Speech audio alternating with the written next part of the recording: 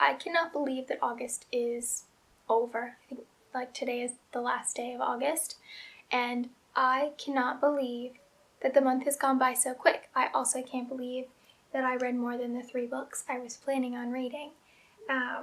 And I can't believe that September is almost here. Like, we have the long weekend, and then Rainer starts school. I guess by the time you guys see this, Rainer will have started school up again, but I can't believe how fast summer went by. It just, boom, it just like went. So I'm gonna get into the wrap up, and I'm just gonna go in the order of what I read, and so it kind of goes like this for like likeage. But the first book I finished was All the Light We Cannot See, and I absolutely adored this book. I thought it was a really easy read. Like, to me, it flowed really well, and I didn't get bored with the characters or the storyline. I wouldn't say it's a fast-paced book by any means. I think this book was more about the characters than the actual plot line and like moving things along. Like, it was a very kind of drawn-out book, but this one I loved. I loved the characters. I loved knowing everything about them. I loved learning about how they grew up.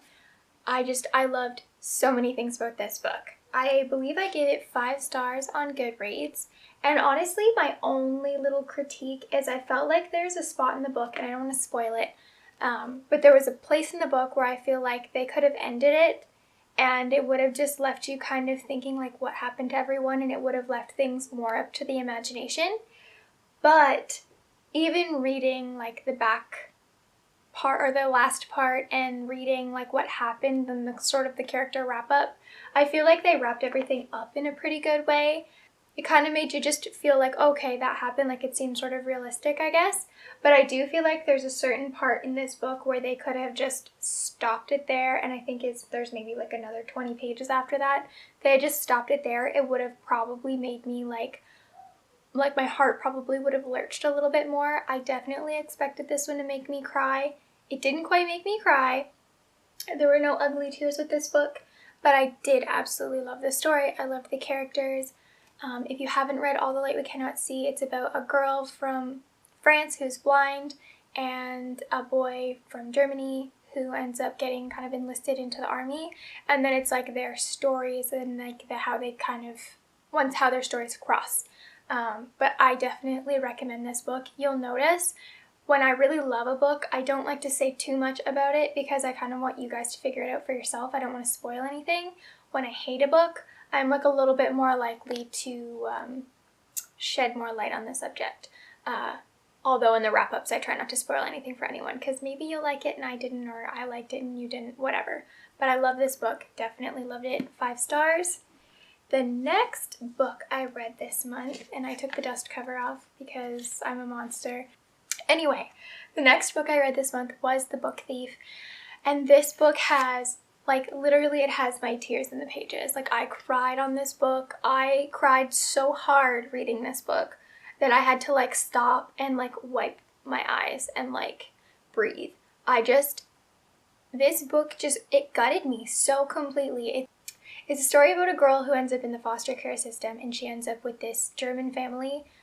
She's German as well, but she ends up going to this home, living with these 2 people, and they you watch them build like a family relationship with these 2 people. And then they also harbor a Jewish person. They hide him in their basement and take care of him. And it's just like a lot of things happening, and you meet her she has really good friendships, and she meets like neat, interesting people.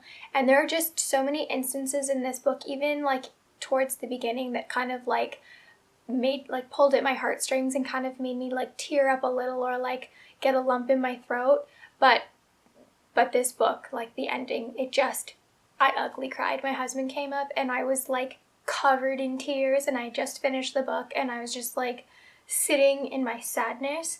And if you have not read The Book Thief, I highly recommend. I feel like I'm the last person on earth to read it, but I am so glad I read it at the point that I did because I just adored it. I love it.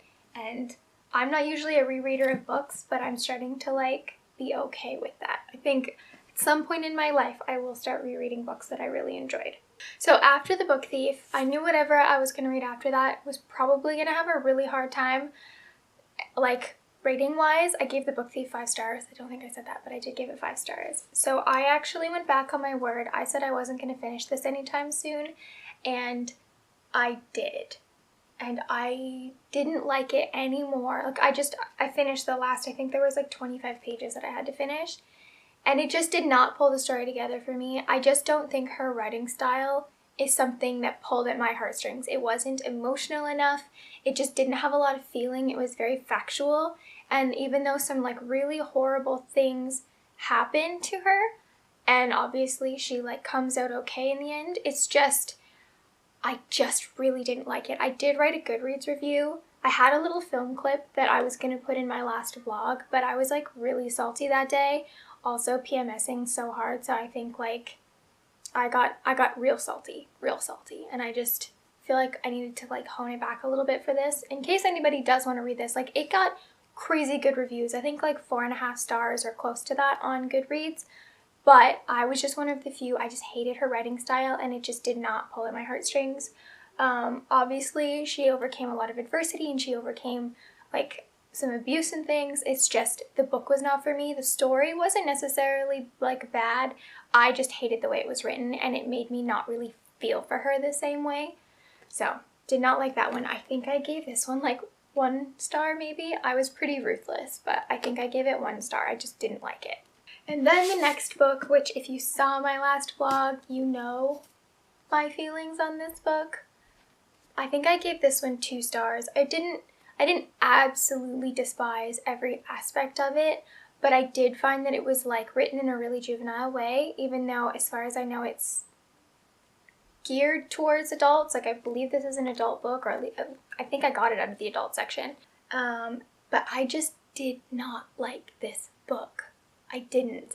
I feel like there were certain points, like there was there's a feud kind of between the French Canadians and the English speaking Canadians, and it's based in Quebec. So there's like this weird kind of feud, which is, it really is a real thing. I guess it really does come into play in Quebec a lot, but I just feel like they mentioned it so many times that it kind of got old. And then there were a couple of odd phrases that they used to describe things, and they used that phrase more than one time, which made it seem more obscure. But I just didn't think that the story was that great. Like, I feel like the premise for it was supposed to be, and if you saw my vlog, sorry, I'm reiterating this again, but the story is supposed to be based on a 15-year-old girl who gets pregnant, and she has to give away her baby. Her parents like force her to give it up for adoption, and then years later, once she has a family of her own, they reunite. That's essentially the storyline. So I thought this book was going to be a lot more of like a daughter's hard search for her mother and her mother's hard search for the daughter, and like this heartwarming ending where they come together. But realistically speaking, the search part was little to none of this book. Like, I feel like this many pages would take up the entire time of like searching, like when they actually talked about it. And it wasn't actually their efforts to find each other really that brought them together. Like it was kind of like I feel like it was more to do with the girls' awkward love triangle. And I don't want to say too much in case you do want to read this book for yourself. It got really good reviews on Goodreads, like 4.3 stars or something I think was the average. But I gave it 2, and I just didn't think that the synopsis matched what actually happened. And I feel like it was way more of like a awkwardly written romance than like a heartwarming story of a reunited family. So I was really disappointed in this one, and I feel kind of like, I feel bad. I don't like disliking books. I actually hate when I don't like books because I want to like things I've spent money on, but I did not enjoy this book, and I do not recommend it. And then the last book I read this month is Mindy Kaling's Is Everyone Hanging Out Without Me and Other Concerns. If you watch my TBR that I just posted, or will have just posted, I did have this set for September, October, but because I finished the 3 books I was going to in September, I just moved on with my stack, which is like I keep a stack of books beside my bed, and I just have the next one to choose from over there. And I haven't reviewed this on Goodreads yet, but I think I'll probably give it 4 stars. I wouldn't say it was like this really amazing story, but I wasn't expecting it to be. Like, she's still in the beginning of her career when she wrote this, but I do think it was sassy, it was funny, I enjoyed it. I think I read it over like 2.5 days. I actually just finished it this morning. But I found the story, it's lighthearted, it's funny. She obviously had certain troubles that I didn't necessarily connect with or like understand from my own perspective, but then there were other things she talked about when I was like, she's talking to me, or like, I totally agree with that. So I felt like I was kind of just reading like my friend's story, which I thought this was fun. So if you like Mindy Kaling and you watched The Office and you think she's funny, or you're watching The Mindy Project and you think she's funny, this is definitely a good book to pick up. Like, it's just a fun, easy read, and I wanted something lighthearted after not liking the last 2 books that I finished. So this one definitely kind of brought that around and like gave me a good ending. I feel like memoirs are a little bit harder to rate, only because I think it depends on what kind of connection you have with the person who wrote it. Not that you have like a personal connection, but obviously Maya Angelou, that book, I just did not connect with it. I didn't like the personality, and we just didn't connect. We didn't meet in the middle. But this one I did enjoy, so I gave it a 4. Alright guys, so I'm going to wrap up this video here. Obviously these are all the books that I read in August. If you liked any of them or hated any of them, definitely comment down below, because I love to hear other people's perspectives on things that I liked or didn't like. Like, I think that's really interesting. And obviously there are so many books and so many genres and so many writing styles that there's something for everyone. So I always like to know like what books you guys are reading right now, what you guys like to read, all that kind of stuff. Drop a comment down below. Any recommendations or anything like that, leave it down below, because I love to read stuff like that. And I will talk to you all next time. Thanks so much for watching. Bye!